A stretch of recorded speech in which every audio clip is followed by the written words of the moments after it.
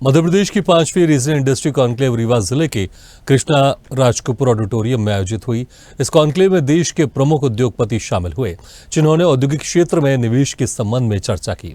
स्वदेश न्यूज के associate editor Arvind Chauhan ने रीजनल इंडस्ट्री कॉन्क्लेव में उद्योगपतियों से खास चर्चा की।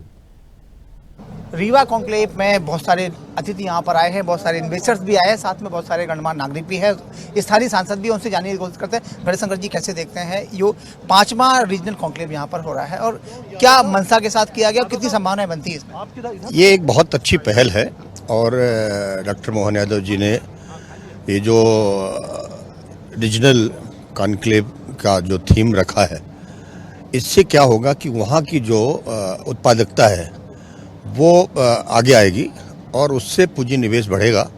जैसे हमारा ये पूरा विंध्य क्षेत्र है, ये मिनरल वेस्ट क्षेत्र है, पर्यटन की दृष्टि से भी बहुत पोटेंशियल है।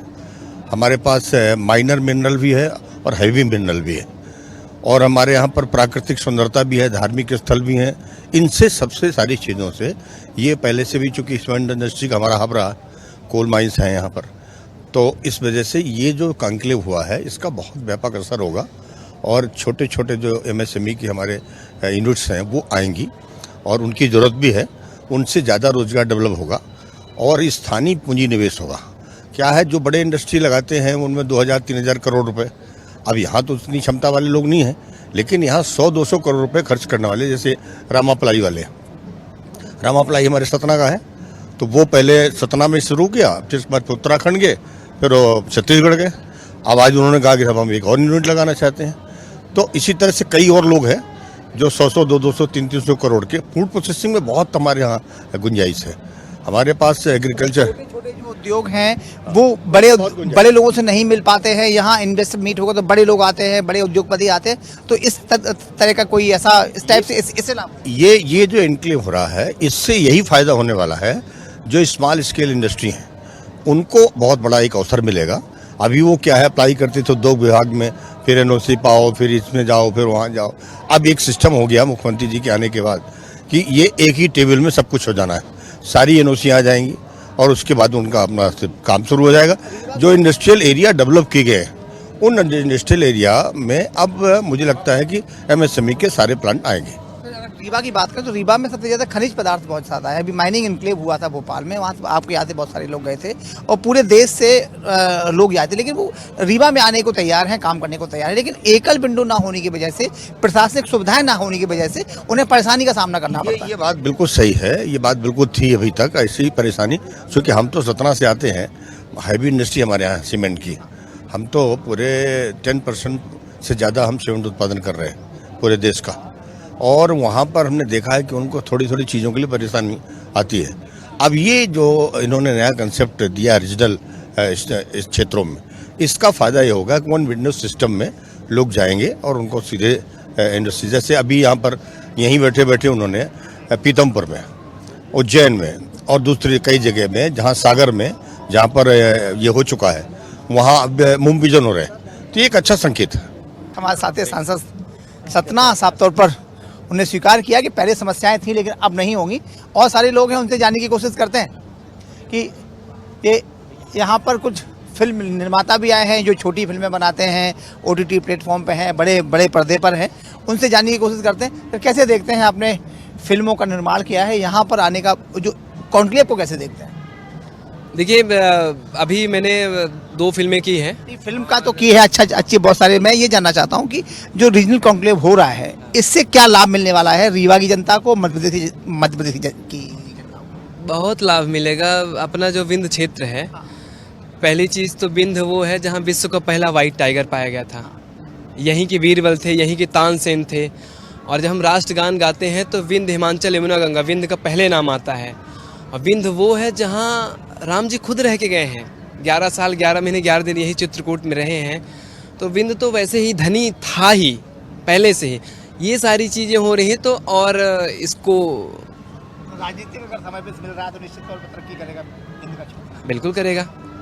और विंध्य क्षेत्र में काफ़ी काम हो रहा, हर क्षेत्र में काम हो रहा। सिनेमा का नहीं हो रहा था, वो भी काम होने लगा। काफ़ी सारे लोगों ने सिनेमा बनाना शुरू किया और सिनेमा में रोज़गार भी मिलता है काफ़ी लोगों को। रीजनल फिल्में बनना शुरू हुई हैं पहली बार ऐसा हुआ है कि इससे पहले फिल्में यहाँ नहीं बनती थी। 2-3 फिल्में बनी जो सामाजिक मैसेज के साथ है। सिनेमा समाज का आईना है, तो चलिए सिनेमा के माध्यम से ही समाज को थोड़ा सा सुधारा जाएगा।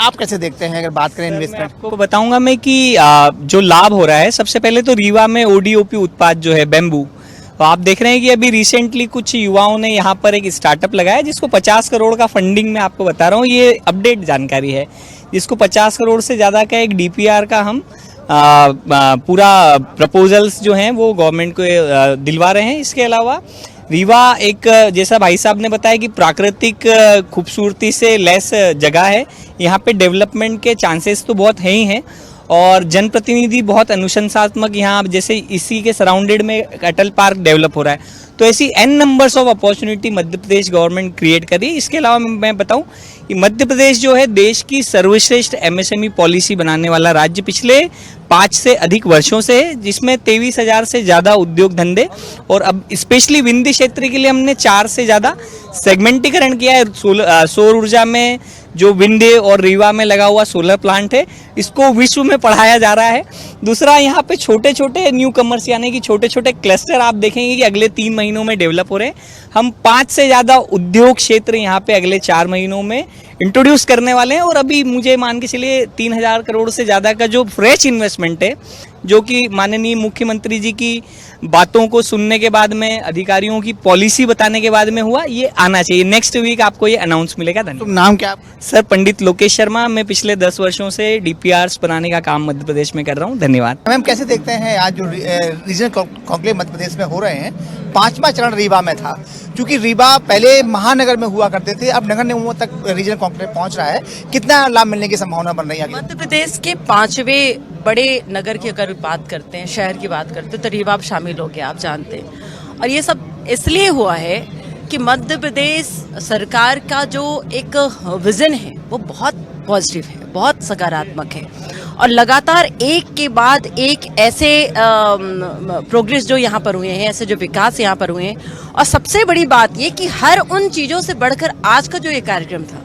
आज का जो उद्देश्य था, किसी के घर में 2 जून की रोटी पहुँचाना, आदरणीय यशस्वी प्रधानमंत्री नरेंद्र भाई मोदी जी का भी उद्देश्य है, और हमारे बहुत संवेदनशील मुख्यमंत्री डॉक्टर मोहन यादव जी का भी उद्देश्य है। तो आज का ये पूरा कार्यक्रम जो इन्वेस्टर मीट थी, तो आदरणीय मुख्यमंत्री जी के पूरे विजन का नतीजा है, और ये इसलिए है कि आत्मनिर्भर हो।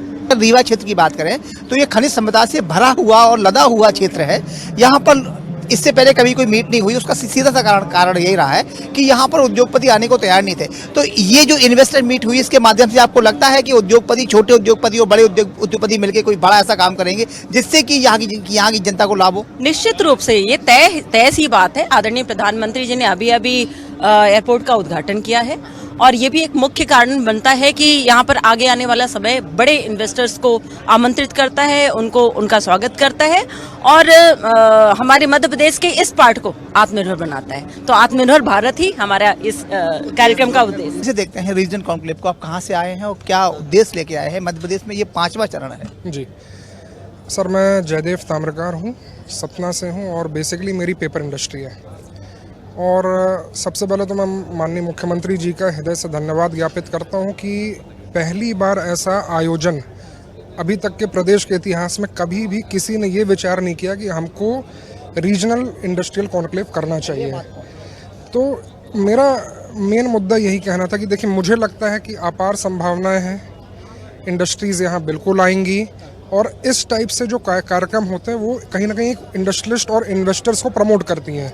अभी मैं भी एक इंडस्ट्री अपना सेटअप करना वाला हूँ। सिंपल सा फर्क है कि पहले इंदौर में हो रहा था, यहाँ के लोगों को पता ही नहीं क्या हो रहा। नहीं, हम लोग जाते थे वहाँ पे, दर्शक दीर्घम बैठे रहते थे, आ जाते थे, मतलब हम बस एज अटेंड हम सब कर लेते थे। तो लेकिन वो लगता था ना कि वो जितनी योजनाएं हैं, तो ऐसा महसूस होता कि वो सिर्फ वहाँ के लोगों तक जा रही हैं।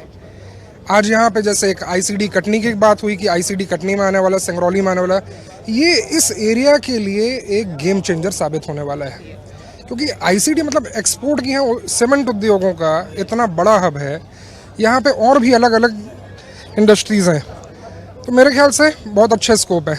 कई चीज़ें जो सरकार के द्वारा वन विंडो सॉल्यूशंस दिए जा रहे हैं, उनमें कई लोगों का जो एक सरकार में कागजी कार्यवाही को लेकर के लगता था कि हमारे विलम्ब होंगे, तो उनको लेकर के सबका एक पॉजिटिव व्यू है कि हम किसी भी उद्योग के लिए हम पहल करेंगे। सब्सिडी से लेकर के जमीन अलॉटमेंट से लेकर सारी चीज़ों में सरकार के द्वारा जो सहजता और पारदर्शिता उपलब्ध कराई जा रही है, उससे हमारा कहीं ना कहीं औद्योगिक विकास बहुत तेज़ी से अच्छा हो। सर, रीवा के जो इन्वेस्टर मीट हो रहा है 5वें चरण का चल रहा है, कैसे देखते हैं मध्य प्रदेश में जो इन्वेस्टर मीट हो रही हैं युवाओं को रोजगार के लिए, साथ में जो व्यवसायी लोग हैं उनके लिए कितना लाभबंद है? बहुत अच्छा इनिशिएटिव लिया है सीएम साहब ने इसमें। जैसा सीएम साहब ने अपने स्पीच में भी कहा कि मध्य प्रदेश में इतना पोटेंशियल है, लेकिन मध्य प्रदेश के लोग और दुनिया के लोग इस चीज़ को नहीं पहचानते हैं। तो सीएम साहब का इनिशिएटिव इस चीज़ में हर क्षेत्र में रीजनल कॉन्क्लेव इंडस्ट्रीज ये सब चीज़ें करवाना, ये बहुत अच्छा रहेगा। उससे रोजगार जो बढ़ेगा वो एक अलग बात है। उसके अलावा इसमें बहुत अच्छा रेवेन्यू जनरेट होगा। मध्य प्रदेश को हर तरह से पहचान मिलेगी। मध्य प्रदेश में ऐसे कई हिडन व्यापार हैं जो दुनिया के सामने अभी नहीं आए हैं। वैसे ही एक व्यापार से मैं बिलोंग करता हूँ। मेरा नाम अमन खरे है, कटनी से बिलोंग करता हूँ मैं। मेरा सैंडस्टोन की माइंस है कटनी में, पत्थर का काम है मेरा। जी, मूर्तियाँ बनाता हूँ मैं, टाइल्स वगैरह बनाता हूँ, स्लैब बनाता हूँ। इवन मैं सरकारी काम, नगर निगम वगैरह में मैं काम करता हूँ, कॉन्ट्रैक्टर हूँ उसमें भी। और कुछ स्टोन हमारा एक्सपोर्ट भी होता है। मैं पूरे हिंदुस्तान में हर जगह स्टोन सप्लाई करता हूँ। बिल्कुल लोगों को बहुत बढ़ावा मिलेगा, इससे लोगों को बहुत प्रोत्साहन मिलेगा कि इस तरीके के रीजनल कॉन्क्लेव होते हैं। लोगों को अपनी बात रखने का मौका मिलेगा, नई पॉलिसीज़ के बारे में जानने का मौका मिलेगा। तो ये हर एंगल से ये फ़ायदेमंद है, ये ऐसे कॉन्क्लेव्स होना। इससे पहले मध्य प्रदेश में कभी इतने इस लेवल पे नहीं हुए। पहले क्या होता था कि महानगरों में होता था, अब नगर निगम तक आ गए हम लोग। तो हमारे आगे वाले दिनों में मोहन यादव कई ब्लॉक लेवल तक ना पहुंचता है ऐसे कॉन्क्लेव लेवल। लेकिन तो चूंकि युवाओं से जानना बहुत जरूरी होता है कि ये करना कितना लाभ प्रिय है और लाभबंद है लोगों के लिए, कि अगर ऐसे कॉन्क्लेव आगे भी आयोजित होंगे तो कितना ज़्यादा लाभ होगा। हर चीज़ से लाभ रहेगा। ये रोजगार से लाभ रहेगा, लोगों को अपनी बात रखने से लाभ रहेगा। कई सारे स्टार्टअप्स मध्य प्रदेश के युवा जिसमें सोचते हैं वो उस चीज़ को अपने इस प्लेटफॉर्म में आगे रख सकते हैं रीजनल कॉन्क्लेव के थ्रू। तो ये फ़ायदेमंद है, बेनिफिशियल है, हर क्षेत्र में बेनिफिशियल है, हर एज ग्रुप के लिए और हर इंडस्ट्री के लिए बेनिफिशियल है ये। भाजपा विधायक दिव्यराज सिंह सर, कैसे देखते हैं इंडस्ट्री कॉन्क्लेव यहाँ आयोजन हुआ है, 5वां चरण का यहाँ था रीवा में, कितनी संभावनाएं आप तलाशते हैं? देखिए, आज मैं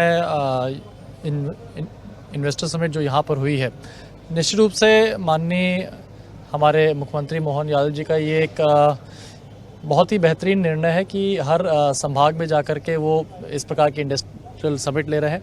इससे हमारे छोटे छोटे जो ज़िले संभाग है जहाँ पर पहले कभी इस प्रकार की मीटिंग नहीं हो पाई थी, इससे ज़रूर हमारे इंडस्ट्रीज़ को यहाँ पे ग्रोथ मिलेगा। और ख़ासकर जो आज की सबसे बड़ी जो मांग है, ख़ासकर युवाओं की रोज़गार के लिए, और साथ साथ में जो लोकल एंटरप्रेन्योर्स हैं उनको भी इसमें अपना हुनर दिखाने का और अपने जो नई योजना लाते हैं उसको यहाँ पे प्रोत्साहन मिलेगा। देखिए, यहाँ पे जो हमने आज 2-3 चीज़ों पे माननीय मुख्यमंत्री जी ने फोकस किया। जैसा कि आपने कहा कि रीवा संभाग, जो अपना रीवा संभाग है, इसमें सिंगरौली, सतना ये जुड़ा हुआ है। तो ये अब पहले से ही माइनिंग का हब था, खानिज पहले से थी, लेकिन हम अब उसके अलावा बाकी चीज़ में भी हम लोग एंटर करने का प्रयास कर रहे हैं, जिसमें आईटी पार्क्स डेवलप करने की बात आ रही है, हॉस्पिटल टूरिज़्म, मेडिकल टूरिज़्म की बात आ रही है, और साथ साथ में बाकी इंडस्ट्रीज़ भी, जैसे आपके फूड प्रोसेसिंग, क्योंकि आज की डेट में बाढ़ सागर आने के बाद हमारे यहाँ पे किसानों की अच्छी फसलें हो रही हैं। इनफैक्ट गेहूँ और धान, चावल के अलावा बाकी तिलहन को भी उन्होंने बढ़ावा देने की बात करी। तो मेरे ख्याल से कई, देखिए, कभी भी हम हमारा ये बड़ा एरिया है, तो इंडस्ट्रीज़ में हम अगर केवल माइनिंग में जाएंगे तो माइनिंग में बहुत सारी इंडस्ट्री में केवल लेबर इंटेंसिव इंडस्ट्रीज़ होती हैं। हमारे जो स्किल्ड वर्कर्स हैं, स्किल्ड हमारे यूथ हैं, उनके लिए भी कोई ना कोई जगह की आवश्यकता है। तो आईटी सेक्टर्स हो गए, ये सब चीज़ों में हमारे रोजगार मिलने की संभावना बनेगी। बिल्कुल बिल्कुल। आपके इनफैक्ट टूरिज़्म की भी बात आई है, तो टूरिज़्म हो गया, आईटी सेक्टर हो गया, इससे हमारे जो स्किल डेवलप हमारे बच्चे हैं उनको भी अपने कहीं ना कहीं काम करने का मौका मिलेगा। इंडस्ट्री कॉन्क्लेव हो रहा है, उससे साफ तौर पर है कि जो स्थानीय रोजगार के साधन तो बढ़ेंगे ही, साथ में खनिज के अलावा और सारी दिशाओं में भी विकास के नए आयाम को लेके यही वजह है कि पूरे प्रदेश में छोटे छोटे शहरों में भी ये कॉन्क्लेव किए जा रहे हैं। कैमरा पर्सन सुजीत के साथ अरविंद चौहान।